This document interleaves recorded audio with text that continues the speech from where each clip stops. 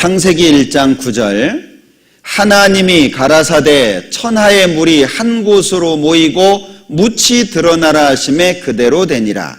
하나님이 묻을 땅이라 칭하시고 모인 물을 바다라 칭하시니라. 땅이 몇 개죠? 여기 내용에 한 개죠. 바다가 몇 개죠?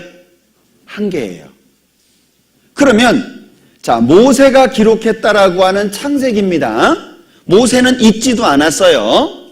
그런데 모세가 기록했다고 하는 창세기 안에 땅이 하나, 바다가 하나였다. 처음 세상에는. 근데 지금은 몇 개죠? 5대양 6대주잖아요. 자, 1915년에 독일의 베게너라고 하는 사람이 외우기도 좋죠. 베게느, 그러니까 베게너. 외우기도 쉬워요. 이 사람이 1915년에 한 가지 이론을 발표합니다. 그걸 대륙 이동설이라고 말하는데 1915년에 발표를 했는데 인정을 못 받았어요. 이걸 인정받은 것이 1960년대 이후입니다. 무슨 얘기냐? 원래는 땅이 하나였는데 시대가 흘러가면서 땅이 나누어진 거다. 그게 대륙 이동설이에요. 그래서 지금은 판구조론이라고 명칭은 조금 바뀌었는데 이것이 같은 이론입니다. 원래는 땅이 하나였는데 시간이 흘러가면서 땅이 나누어진 거다. 그래서 지금 지진이 날 때 보면 어떤 지판이 충돌해가지고 지진 났다고 뉴스에 나오죠. 기억을 더듬어 보세요. 그렇게 뉴스 나온 건 얼마 안 됐어요. 지판이 충돌해가지고 지진 났다. 뭐 지판이 위로 올라가고 아래로 내려가고 뭐 서로 부딪혀서 같이 내려가고 이런 얘기는요 최근에 나오는 뉴스예요. 예전에는 그냥 지진 났다는 얘기만 했습니다. 자, 그러면 생각해 보세요. 1915년에 발표를 했는데 인정을 못 받았단 말이에요. 그런데 그 얘기를 어떻게 모세가 창세기에 쓸 수 있죠? 시차적으로 따진다면 3400년이 넘는 얘기거든요. 이럴 수 있나요? 성경에는 이런 말씀들이 굉장히 많아요. 예. 자, 1806년에 출생해서 1873년에 죽은 사람이 있습니다. 미국의 마울이라고 하는 사람인데 해양학의 아버지라고 불리우는 사람입니다. 이 사람이 최초로 바다의 길을 발견합니다. 처음으로 바다의 길을 찾아낸 사람이거든요. 근데 이 사람의 비석에 뭐라고 기록되어 있냐면 내가 바다의 길을 알게 된 것은 성경을 통해서라는 거예요. 자, 이 사람이 읽었다라고 하는 성경을 한번 보겠습니다. 시편 8편입니다. 시편 8편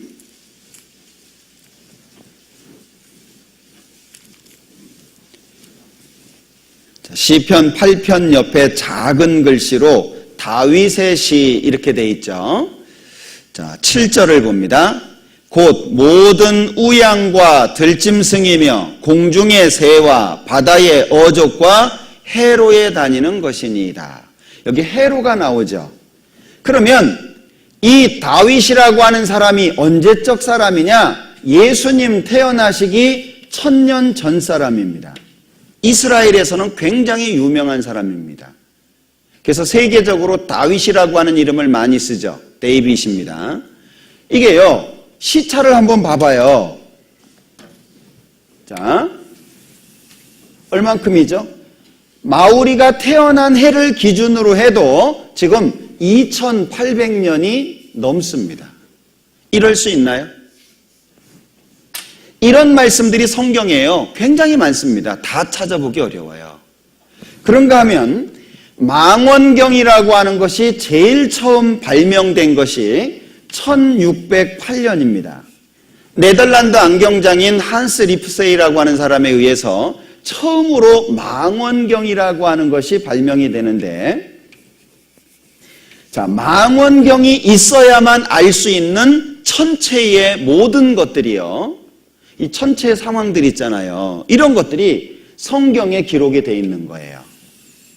그러면 욥기에 기록이 되어 있으니까 시차적으로 따지면 이게 3100년이 넘거든요. 이런 일들이 있을 수 있나요? 망원경이 있어야만 알 수 있는 거예요. 그 중에 몇 군데를 보죠. 욥기 26장. 자, 욥기 26장입니다. 7절. 그는 북편 하늘을 허공에 펴시며 땅을 공간에 다시며. 여기 북편 하늘을 허공에 펴셨다 그랬거든요. 자, 우리는 허블이라고 하는 사람이 우주가 팽창된다라고 하는 것을 밝혀내서 그 사람 이름으로 망원경도 하나 띄워놨잖아요. 그 허블 망원경이라고 하는 겁니다. 그 사람의 이론에 의하면 하늘 어디에 가든지 우주 어디에 가든지 별은 빼곡히 다 있다는 거예요. 이 교과서의 내용을 인용한 겁니다. 어디를 가든지 별이 있다는 거예요. 그런데 성경에는 하나님께서 북쪽 하늘에 빈 허공을 만들어 놓으셨다는 겁니다. 근데 놀랍게도 이것이 1981년도 미국의 3대 천문대에 의해서 밝혀졌어요. 이 찾아졌거든요. 욥기 38장을 보겠습니다.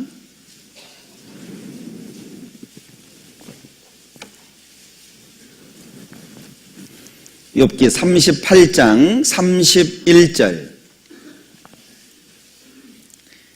네가 묘성을 메어 떨기되게 하겠느냐. 자, 여기에 네가 묘성이라는 별이 있습니다. 플레이아데스라고도 흔히 말하는데, 자, 이 묘성이라고 하는 별에 대해서 뭐라고 말씀하시느냐 하면 네가 묘성을 맨다는 건 묶는다는 겁니다. 여러 개를 하나로 묶는다는 말입니다. 매어 떨기 되게 하겠느냐? 이 떨기가 집단이에요. 혹시 산딸기 보셨습니까? 하나인데 알갱이가 여러 개가 있잖아요. 그런 걸 떨기라고 합니다. 장미도 떨기라고 하죠. 하나에서 올라와 가지고 여러 가지가 나서 꽃을 피니까 장미도 떨기라고 합니다. 자, 그런데 여기 묘성에 대해서 네가 묘성을 묶어서 집단, 떨기처럼 만들어 놓을 수 있냐라고 하나님께서 묻고 있는 거예요. 그런데 놀랍게도 이 묘성이라고 하는 별이 지금 우리 시대에 정확하게 볼 수 있는 별이 되었는데요. 자, 한번 보시죠. 황소자리 끝자락에 달려 있는데,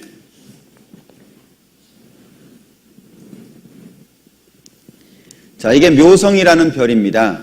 보통 육안으로는 6개 내지 7개가 보인다는 별입니다.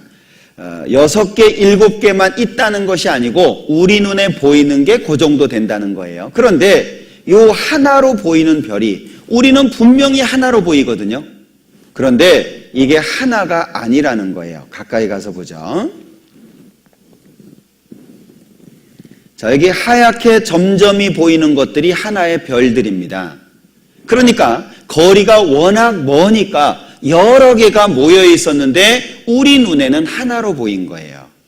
그러면 망원경이라고 하는 것이 없다면 이것이 여러 개가 모여져서 하나로 보인다는 걸 알 수 있겠습니까? 알 수가 없는 거예요. 자, 그 옆에 있는 것도 하나 보실까요?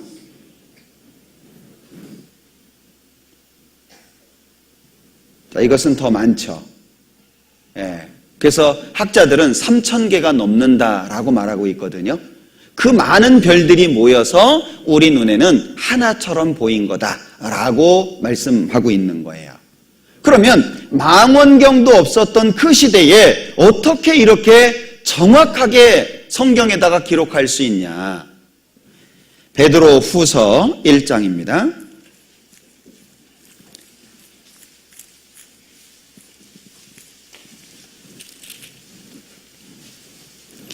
베드로 후서 1장 20절. 베드로 후서 1장 20절. 먼저 알 것은 경의 모든 예언은 사사로이 풀 것이 아니니 예언은 언제든지 사람의 뜻으로 낸 것이 아니요 오직 성령의 감동하심을 입은 사람들이 하나님께 받아 말한 것임이니라. 하나님이 말씀하신 것을 받아 적었다. 기본적인 개념입니다. 그렇다면 하나님이 만드셨으니까 하나님이 가장 잘하시지 않겠냐라고 하는 거예요. 자, 이게 우주의 모습인데 우주는요, 죽어 있지 않습니다. 살아 있어요. 정말 멋집니다. 이게 이제 허블 망원경인데 이 허블 망원경이 하늘에 쏘아진 것은 1990년입니다.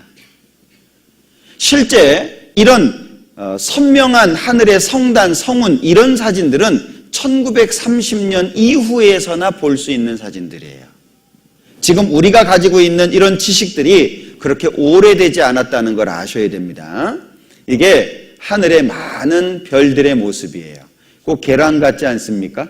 이건 노란자고 평평한 것도 있고요. 아주 다양한 모습으로 만들어져 있어요. 이게 하늘의 우주입니다. 저절로라고 하는 것은 말하기 어려운 거예요. 자, 전문가의 얘기를 들어보죠. 결국 우주와 생명의 기원에 관한 것이다. 과학자들에 따르면 우주는 커다란 폭발, 즉 빅뱅으로 시작됐다고 한다. 그러나 빅뱅이 어떻게 시작되는지는 설명하지 못한다. 과학이라는 것은 특별히 한계가 있거든요. 특히 저희 천문학 같은 경우도 그렇고 생명진화론도 그렇고 제1원인까지 설명할 수 있는 것이 아니거든요. 제1원인은 아직도 설명할 수 없고 또 관측적인 실험적인 증거가 없습니다. 우리는 단지 우리가 실험이나 관측으로 검증 가능한 영역에서 이러이러하게 우주의 역사가 전개되었구나 하는 걸 알 뿐이지 처음에 어떻게 전개되었는지는 증거가 지금 없기 때문에 모릅니다. 그러니까 모른다고 하는 것이 정직한 고백인데, 자, 전문가의 이야기입니다. 모른다고 얘기하는 게 정직한 고백이라는 거죠. 그게 인간의 한계입니다. 그런데 성경은 시작을 기록하고 있어요. 자, 말씀드렸던 몇 가지를 자료를 통해서 한번 좀 보도록 하죠.